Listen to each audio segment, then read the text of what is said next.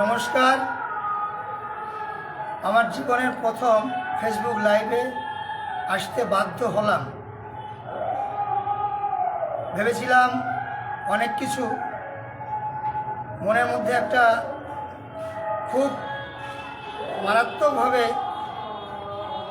এমন একটা ব্যাপারে ব্যথা পাচ্ছিলাম, মনে হচ্ছিল যে আমি মনে হয় বাদ পড়ে গেলাম কিছুর থেকে।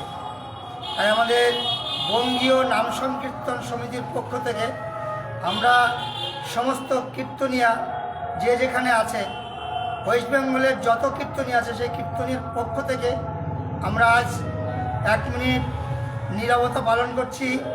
আরজি করে যে মহিলা ডাক্তার, তাকে ধর্ষণ করে খুন করা হয়েছে, এত বড় ন্যাক্কারজনক ঘটনার প্রতিবাদ না করলে মনে হচ্ছে না, মনের মধ্যে একটা বিশাল যন্ত্রণা বুকে বাজছিল।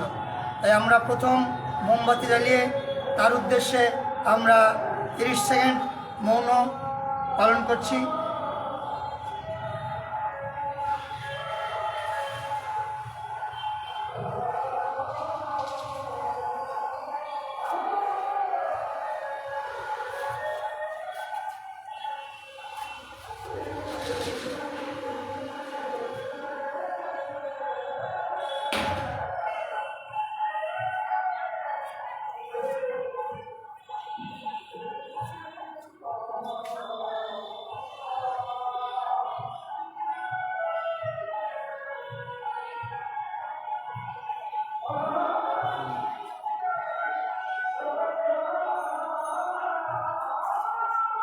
শ্রী গুরুদায় গৌর সীতানাথ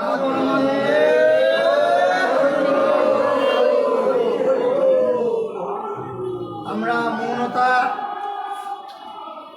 থেকে আবার লাইভে এলাম। 2-4টি কথা বলছি বঙ্গীয় নাম সংকীর্তন সমিতির পক্ষ থেকে। নাম বলার প্রয়োজন নেই, কেউ কারো নাম জানে না।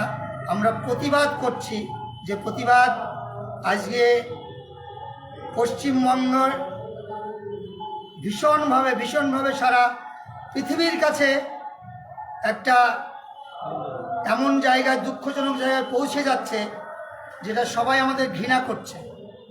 এবং আমি পশ্চিমবঙ্গে জন্ম নিয়েছি, এটাও আমার ভাবতে কেমন লাগছে যে এরপরে আমরা যাব কোথায়, যেখানে ডাক্তারদের কোনো নিরাপত্তা নেই। যারা ভগবান, যারা মানুষকে জীবন দান করেন, সেই ডাক্তাররাই এখন এমনভাবে লাঞ্ছিত, বা তাদের এমনভাবে ধর্ষণ করে যে মেয়েটিকে আরজি করে মেরে ফেলা হলো, এবং সেটাকে ধামাচাপা দেওয়ার জন্য আমাদের মাননীয় মুখ্যমন্ত্রী, তার হাতেই আছে স্বাস্থ্য দপ্তর, তার হাতেই আছে প্রশাসন দপ্তর, দুটোই তার হাতে আছে।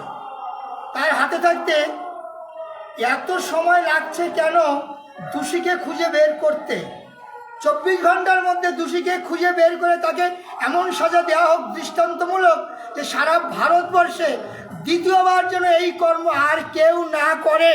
এটা দৃষ্টান্ত হয়ে থাকুক সারা পৃথিবীর কাছে, যে একটা ডাক্তারকে আজকে কীভাবে ধর্ষণ করে তাদের যে রেস্ট রুম, সেইখানে যে লাশটা পাওয়া গেছে, সেখান থেকে হসপিটাল থেকে 2টো ভিডিও লিকেজ হয়েছে, আপনারা ফেসবুকে পেয়েছেন। সোমা চক্রবর্তী যে কথাগুলো বলেছেন ওটা আপনারা শুনবেন, কিভাবে তাকে মারা হয়েছে। মানুষ ধর্ষণ করে, তার বক্তব্য কি ধর্ষণ করে মানুষ বেঁচে যায়, তাকে ছেড়ে দেয়, হয়তো যে লজ্জায় মুখ দেখাতে পারে না, কিন্তু তাকে ধর্ষণও করেছে এবং তাকে মেরেও ফেলা হয়েছে। এবং সেই মেরে ফেলেছে যাকে, এতদিন লাগছে যে একটা দোষীকে খুঁজে বের করতে। এটা একজনের দ্বারাই এই কাজ হতে পারেনি। একটা মানুষকে এইভাবে মারতে পারে না। তার দেহে যতগুলো ক্ষতর চিহ্ন আছে, এবং সেখানে যে জিনিস পাওয়া গেছে, একদম পরিষ্কার ফেসবুকে লেখা হয়েছে যে 150 গ্রাম বীর্য পাওয়া গেছে। একটা লোকের দ্বারাই 150 গ্রাম বীর্য পতন হতে পারে না। তার সঙ্গে অনেক লোক ছিল, সেই লোকগুলো কারা, এর পিছনে কারা?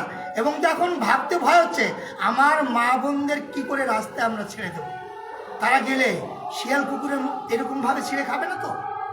আমাদের বিশেষ প্রার্থনা বঙ্গীয় নাম সংকীর্তনের পক্ষ থেকে বিচার ব্যবস্থার উপর আমাদের বিশেষ আস্থা আছে, সিবিআইয়ের উপর আমাদের বিশেষ আস্থা আছে, কলকাতা হাইকোর্টের উপর বিশেষ আস্থা, সুপ্রিম কোর্টের উপর আমাদের বিশেষ আস্থা। অতি সত্বর এই দোষীকে খুঁজে বের করে এর দৃষ্টান্তমূলক শাস্তি আমরা চাই। শুধু ফাঁসি দিলে যে হবে না, এমনভাবে ফাঁসি দিতে হবে যে সারা পৃথিবী এটা দৃষ্টান্ত থাকবে যে এরকম কাজ করলে তার এরকম সাজা হতে পারে।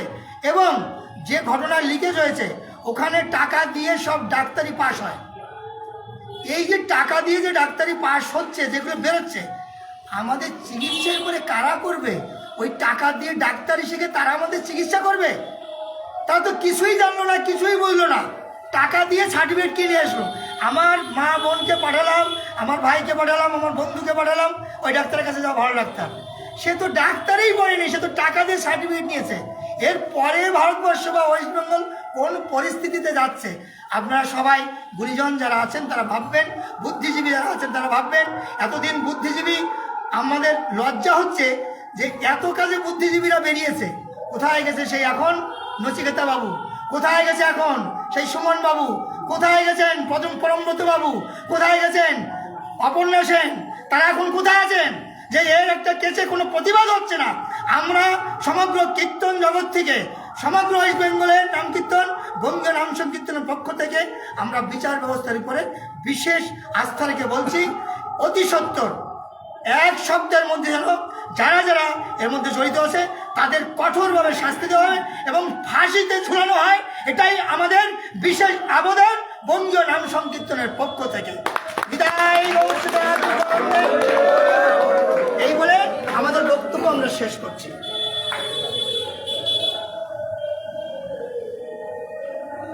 ঠিক আছে।